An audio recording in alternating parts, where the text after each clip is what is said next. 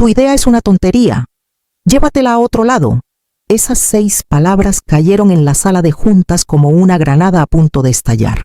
Todos se quedaron inmóviles, manos deteniendo bolígrafos. Tazas de café a medio camino hacia la boca. Adrián Morales, el nuevo CEO interino, se recostó en su silla de cuero, con los brazos cruzados y una sonrisa arrogante grabada en su rostro. Como si nunca hubiera conocido la duda, miré la pantalla gigante detrás de mí. Mi diapositiva final seguía brillando. Impacto del rediseño, tiempo de incorporación reducido en un 60%. Abandono disminuido en un 38%. Satisfacción del usuario incrementada en un 40%. Todo basado en el prototipo que yo había creado. Todo respaldado por datos. Todo real. Pero a Adrián no le importaba lo real.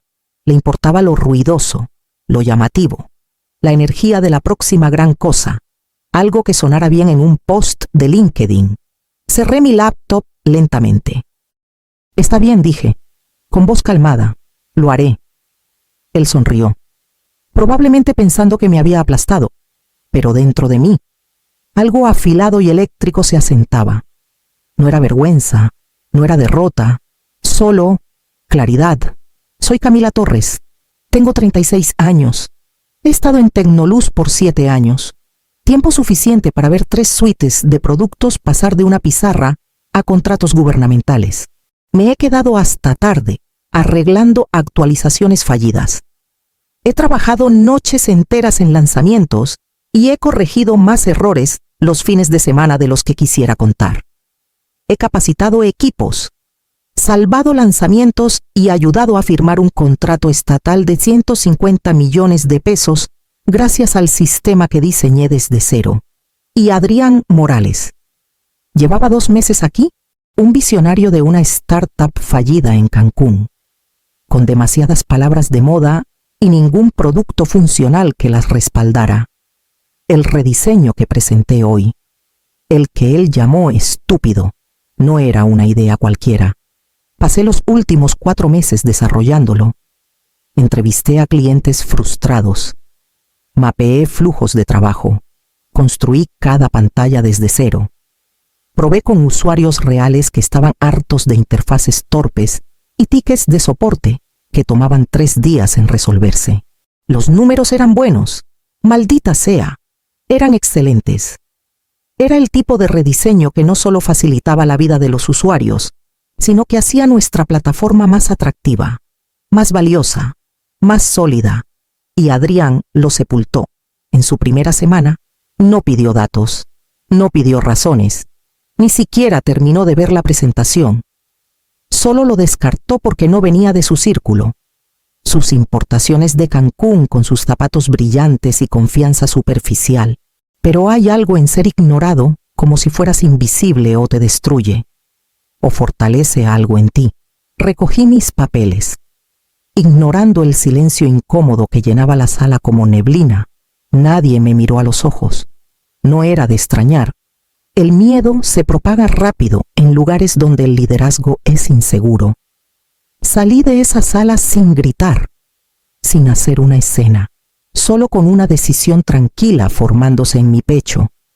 Si quería que llevara mi opinión a otro lado, está bien, lo haría. Y él nunca vería lo que se le venía encima. Tecnoluz no siempre fue así. Hace 7 años. Me uní como desarrolladora junior con una obsesión por la experiencia de usuario y un chip en el hombro. En ese entonces, éramos pequeños pero afilados. Una empresa de software como servicio mediana en Guadalajara, dando golpes más fuertes de lo que nuestro tamaño sugería. Construíamos herramientas para gobiernos estatales y locales, software feo pero esencial. Y cuando funcionaba bien, importaba. Subí rápido. Lideré la arquitectura de nuestra suite principal de análisis. Ayudé a cerrar un contrato de 150 millones de pesos con el estado de Jalisco y diseñé los flujos de incorporación que mantuvieron nuestras tasas de abandono entre las mejores del sector. No era ostentosa. No daba charlas TED ni escribía ensayos en Medium sobre revolucionar los flujos de trabajo gubernamentales. Solo construía sistemas buenos y confiables, y me aseguraba de que las personas que los usaban no odiaran cada segundo de su trabajo, y por un tiempo. Eso fue suficiente. Entonces, llegó Adrián Morales. Entró como si fuera la personificación de una charla TED perfectamente bronceado. Mandíbula de villano de película y palabras de moda saliendo de su boca como si fueran facturables. La junta directiva lo presentó como el CEO interino de transformación, recién salido de dirigir una startup en Cancún. No mencionaron que esa startup había quemado 500 millones de pesos en financiación antes de estrellarse estrepitosamente. Su primer mensaje a toda la empresa se tituló Sin vacas sagradas. Traducción, quémalo todo, en un mes. Desmanteló 2 de nuestros equipos más experimentados y reasignó su trabajo a personas que trajo de Cancún. Los llamó el Escuadrón de Innovación. Eran ruidosos, confiados y completamente ignorantes de nuestra base de clientes. Al principio, no me tocaron. Seguía siendo arquitecta principal en el papel, pero poco a poco. Mis proyectos comenzaron a desaparecer. El rediseño que construí reasignado a Diego Vargas, uno de los chicos de Adrián. Recién salido de una aplicación de bienestar llamativa pero fallida, mi carpeta de investigación de experiencia de usuario fue archivada sin previo aviso. Mi nombre, borrado del plan interno. Una mañana, entré a una reunión interdepartamental y vi a Diego presentando mis pantallas, el mismo diseño, el mismo flujo. Incluso usó uno de los títulos de mis diapositivas, como si se le hubiera ocurrido a él. No dije una palabra. Me quedé sentada, inmóvil como piedra, mientras Adrián asentía como un mentor orgulloso para el final de esa semana. Mi calendario había cambiado. No más reuniones de planificación, no más sesiones estratégicas, solo tickets de soporte, corrección de errores de interfaz. Échale un ojo rápido. Si tienes tiempo, no me despidieron, solo me hicieron irrelevante. Y te diré algo sobre ser borrado silenciosamente, duele más profundo que cualquier grito. Pero lo curioso de desvanecerse es que te permite moverte en silencio. Lo que Adrián nunca supo. Nunca se molestó en preguntar. Es que no construí ese rediseño en el tiempo de la empresa. No nació bajo el techo de Tecnoluz. Ni un solo clic tocó un servidor corporativo. Lo diseñé en mi departamento. Tarde en la noche, iluminada por el brillo azul de un monitor de segunda mano y alimentada por el café que aún no se había puesto rancio. La investigación realizada los fines de semana, usando mi cuenta personal de Zoom Pro, los prototipos construidos en Figma, con licencia a mi nombre, los análisis ejecutados con una herramienta que pagué de mi bolsillo, el prototipo hospedado en una instancia en la nube bajo mi propia empresa, creada el año pasado después de escuchar demasiadas historias de terror de otros diseñadores que perdieron todo lo que crearon solo por usar un correo corporativo, había sido cuidadosa, obsesivamente cuidadosa. No porque planeara esto, sino porque había visto esto. Sabía cómo se veía cuando una empresa reclamaba tu brillantez y desechaba tu nombre. Así que me protegí. Y ahora tenía algo real. Una renovación completa de la experiencia de usuario que optimizaba cada flujo de trabajo importante en nuestra plataforma. Tiempo de capacitación reducido a la mitad. Volumen de tickets de soporte reducido en un 42% en entornos de prueba. Puntuaciones de satisfacción del usuario creciendo día a día. No solo era más limpio, era más inteligente. Y era mío. Esa noche revisé mi contrato de trabajo. Busqué la cláusula de propiedad intelectual. Ahí estaba. En blanco y negro, la empresa retendrá los derechos sobre cualquier trabajo producido utilizando recursos de la empresa durante el horario laboral. Ni una palabra sobre proyectos fuera de horario. Ni una palabra sobre hardware personal. Sonreí. No con arrogancia, solo con firmeza, como cuando sabes dónde está la trampa y dónde está la salida. La tarde siguiente, envié un mensaje a alguien que no veía desde hacía 2 años. Oye, Sofía, ¿alguna posibilidad de que estés en Guadalajara la próxima semana? Tengo algo que te va a interesar. Sofía Ramírez había sido mi directora antes de que dejara Tecnoluz por lógica estelar. Inteligente, con los pies en la tierra, afilada como navaja, no toleraba tonterías y odiaba el desperdicio de tiempo, de talento, de oportunidades. También sabía exactamente quién era Adrián Morales. Nos encontramos para tomar algo en un bar tranquilo cerca de la avenida Chapultepec, sin trajes, sin pretensiones. Solo dos mujeres en una mesa pequeña junto a la ventana, intentando no hablar demasiado alto, tras las cortesías. Saqué mi laptop y abrí el prototipo. Sofía se inclinó, su expresión pasando de curiosidad educada a concentración absoluta. 10 minutos después, se recostó y exhaló fuerte. ¿Tú construiste esto? Asentí una vez. No dudó. Esto vale millones, fácilmente, y lo quiero. Ese fue el momento en que dejé de ser invisible y comencé a convertirme en alguien muy, muy peligroso. La semana después de reunirme con Sofía, no pude dormir. No era por nervios, al menos no del todo. Era el peso de la decisión. La línea entre la justicia y la traición no siempre es clara y definida. A veces es borrosa y gris, manchada por el ego, el momento y lo mucho que alguien te subestimó. Seguía preguntándome, ¿realmente estoy haciendo esto? Le di 7 años a Tecnoluz. 7 años leales, me quedé hasta tarde. Hablé con suavidad, resolví en silencio. Construí productos que mantuvieron a flote a esta empresa cuando competidores más nuevos y brillantes intentaron robarse a nuestros clientes. Y ahora, estaba planeando irme, llevándome algo que podría cambiar las cosas para quien se lo diera. Se sentía cargado. Y entonces Miguel me pasó una captura de pantalla. Miguel Salazar, gerente de ingeniería. Un tipo callado pero brillante. Habíamos compartido 1000 salas de guerra, corrigiendo errores a las 2 de la mañana, trabajando codo a codo en fines de semana de lanzamientos. No me debía nada, pero aún así me envió el archivo. Era una diapositiva de una presentación, el nombre de Adrián, en el centro, debajo. Mi rediseño, pantallas idénticas, texto idéntico, incluso los pequeños detalles sobre los que había agonizado microinteracciones. Jerarquía de botones, opciones de accesibilidad, todo estaba ahí. Pero ni una sola mención de mí. Planeaba presentarlo en la Expo Empresarial de Monterrey, como su visión.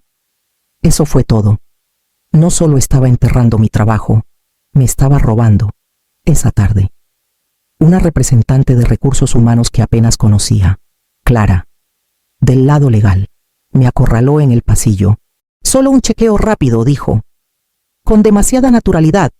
Estamos haciendo una revisión rutinaria de cumplimiento, solo verificando registros de acceso relacionados con prototipos internos. Nada urgente. ¿Rutinario? Por favor. Alguien estaba husmeando. Esa noche. Borré todo de mi laptop de trabajo. Restablecimiento de fábrica. Eliminé cada complemento. Archivé mi correo en un disco externo. No para ocultar nada. No tenía nada que ocultar, sino para prepararme. El silencio era mi escudo ahora. Mientras tanto, Sofía envió la carta de oferta. Un aumento del 22%. Participación accionaria. Un presupuesto para pruebas reales con usuarios. Control creativo total sobre mi producto. Y lo más importante, una cláusula. Sólida y bellamente redactada, que me protegía de demandas de Tecnoluz basadas en trabajos producidos de forma independiente. La miré por un largo rato. Ya no se sentía como una traición. Se sentía como respeto propio, como salir de una sombra en la que nunca había aceptado vivir. No le dije a nadie que me iba. Todavía no. Que pensaran que me había quedado callada, que pensaran que aún estaba en línea. Pronto lo descubrirían. El día de la demostración comenzó con cafés caros y sonrisas nerviosas. La sala de juntas estaba preparada como un comercial de producto iluminación perfecta. pancartas elegantes y Adrián en el centro, irradiando confianza como si ya hubiera ganado. Su contratación estrella, Diego Vargas, estaba junto a la pantalla táctil, listo para deslumbrar al Departamento de Transporte de Jalisco con su nueva suite de optimización de flujos de trabajo, excepto que no era de ellos, era mía, deformada, destripada y reconstruida apresuradamente sobre un código que no entendían. Observé desde el borde de la sala, medio oculta detrás de una ficus alta, mientras Diego comenzaba su presentación. Tocó la pantalla. No pasó nada. Tocó de nuevo, más fuerte. El sistema tartamudeó y luego se congeló. Intentó un reinicio forzado. Nada. Pasó 1 minuto, luego 2. Vi al comisionado Estrada mirar su reloj. El subdirector se inclinó y susurró algo. Diego reinició la interfaz por completo, ganando tiempo con chistes incómodos. Cuando el tablero finalmente cargó, lo hizo a medias. Los datos no coincidían. Los botones estaban desalineados. Algunos menús desplegables no se desplegaban. Uno de los clientes, alguien a quien yo había incorporado personalmente hace 3 años, se inclinó y preguntó, ¿es este el mismo sistema del último trimestre o...? Nadie tenía una respuesta. La sala se sentía como un globo desinflándose lentamente. Después, Adrián explotó. Las voces detrás de las puertas cerradas hicieron temblar las paredes. Arremetió contra el equipo de desarrollo. Exigió respuestas. Lanzó frases como deuda técnica y decisiones heredadas. Un par de veces. Mi nombre flotó, alto, culpándome por frameworks que construí hace años y que nunca habían fallado hasta ahora. Pero los registros no mienten. Yo conocía esos sistemas. Sabía lo sólidos que eran. El equipo de Cancún había omitido la mitad de los protocolos de cumplimiento. Había codificado integraciones de forma rígida y había eliminado las capas de pruebas modulares para cumplir con el plazo de Adrián. Lo rompieron porque no lo entendían. Esa noche, me senté en mi escritorio, con audífonos puestos, mirando una pantalla vacía mientras el edificio se vaciaba. Mi bandeja de entrada sonó.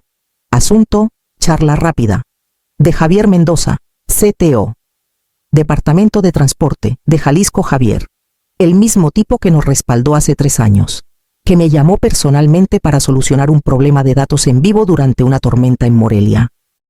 Su mensaje fue breve, Camila. ¿Alguna posibilidad de hablar en privado esta semana? Nada urgente. Solo estoy curioso por algunas cosas. Miré la pantalla por un largo momento.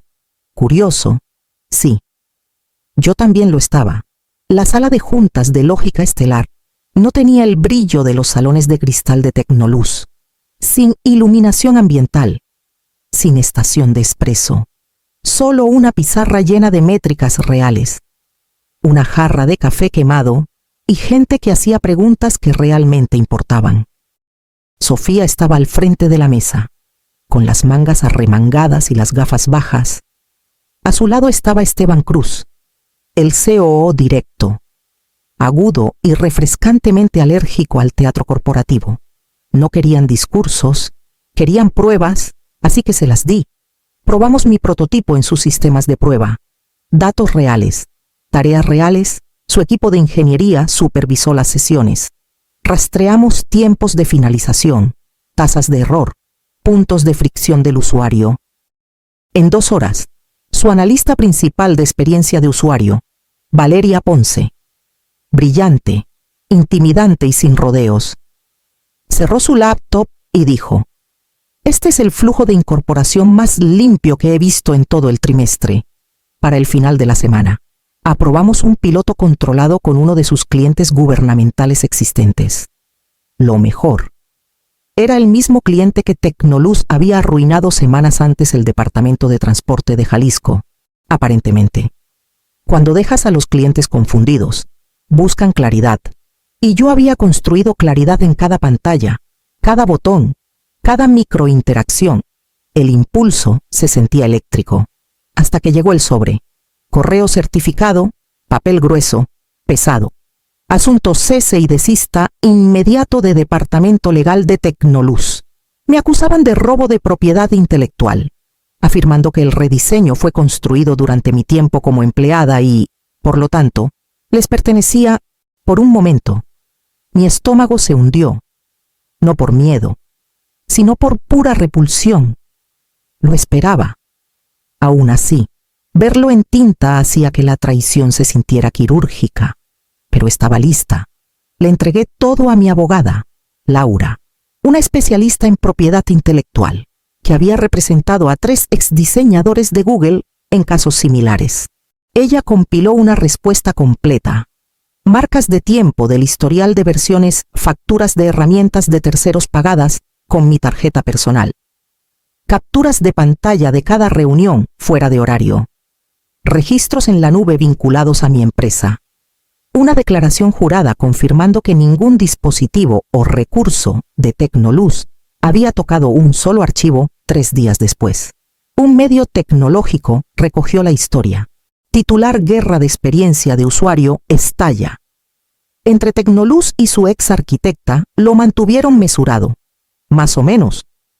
Pero la línea final fuentes cercanas al asunto confirman que la experiencia de usuario original no fue financiada, propiedad ni iniciada por Tecnoluz. Esa línea golpeó más fuerte que cualquier cosa que yo pudiera haber dicho. Para el viernes, mi bandeja de LinkedIn tenía 50 mensajes nuevos. Reclutadores, periodistas, excompañeros que no había visto en años. Pero el único mensaje que importaba vino de Sofía. Acaban de aprobar el despliegue completo. Necesitaremos una estrategia de lanzamiento para el segundo trimestre. Y por cierto, vamos a nombrar la suite como el nombre en clave interno de tu prototipo Piedra Angular. Piedra Angular. Sonreí.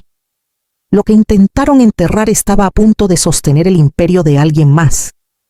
El contrato gubernamental se concretó un martes lluvioso. Estaba en la oficina de Sofía cuando llegó la llamada Esteban. Entró con una copia impresa como si fuera un acta de nacimiento. La tinta aún olía fresca. 800 millones de pesos. 3 años. Despliegue completo de Piedra Angular en 6 departamentos estatales. El mismo trato que Tecnoluz había perseguido durante un año. Sofía no se regodeó, solo se recostó. Sonrió y dijo, manos a la obra. Eso es lo que tiene el liderazgo real. No hay tiempo para vueltas de victoria cuando la gente cuenta contigo para cumplir. El jueves, 2 clientes más se comunicaron en privado. Ambos cuentas de largo tiempo de Tecnoluz. No fueron dramáticos, solo estaban cansados de incorporaciones deficientes, de tableros confusos, de sentirse atrapados en un software diseñado por personas que nunca les preguntaron qué necesitaban. Programamos demostraciones para ambos. No dije una palabra sobre de dónde venía. No necesitaba hacerlo. Luego vinieron las renuncias. Empezó con Elena. De operaciones de desarrollo, luego Samuel, uno de los pocos ingenieros senior que aún entendía la infraestructura original. Para fin de mes. Siguieron 6 nombres más, salidas silenciosas, correos educados. Pero el mensaje era claro. El éxodo había comenzado. Tecnoluz estaba perdiendo talento, y clientes, y credibilidad. No me alegraba. No realmente. Había invertido años en ese lugar. Verlo desmoronarse se sentía como estar frente a la casa de tu infancia y verla arder. Pero sí sentí algo más. Validación. En la conferencia Futuros de UX en Ciudad de México, di una charla sobre liderazgo ético en diseño.